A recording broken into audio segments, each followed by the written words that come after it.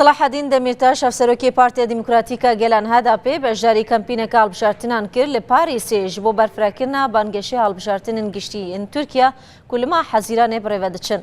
دەمیرتاش دوێ کەمپینێدا کو هەزاران کوردێن ڕۆژنەژوانên فەڕەنسا وڵاتên دنیên ئەوروپایە بەشداری تێدا کرد ئیماژە بوێ چەندێدا کو پارتا وانشیانە وێ چەندە هەیە کو دوێ هەڵبژاردنێدا بەندا سەدەدا هەیە هەڵبژاردنێ تێپەڕینن و دەرباز بکەن و بکارن بچنە ناوە پەرلەمانتۆیە تورکیە بەتایبەت پشتی وێ چەندێک و هەڵبژاردنێ سەرۆکایەتیە شیا سەدێ 9.8 دەنگان بەدەست بخە. دەمیرتاش ئیماژە بێ چەندێژیدا و دەنگێ کوردن وڵاتên ئەوروپا وها کرد و دوێ هەڵبژاردنێدا دەنگên ئەوروپا بکاربن ببنە کلیلە سەرکەفتنێ و بەدەستخستنا دەنگên wan ji bo çûna nava Parlemana Türkiye.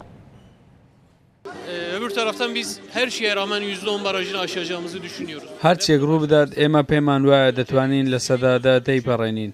ئەگەر سەرکەوتوو بین ئەولەویەتی ئێمە دامەزراندنی دەستورێکی مەدەنیە لەگەڵ ئازادی و دیموکراسی زیاتر لە تورکیا کە ڕێز لە مافی هەموو ئاین و گروپە جیاوازەکان بگرێت. ئێمە هیچ کات پەیوەندیمان بە تیرۆرەوە نەبووە. بۆ ئێمە پەکەکە ڕێکخراوێکی تیرۆریستی نییە. پەیوەندێکی ئۆرگانیشمان لەگەڵ پەکەکە نییە.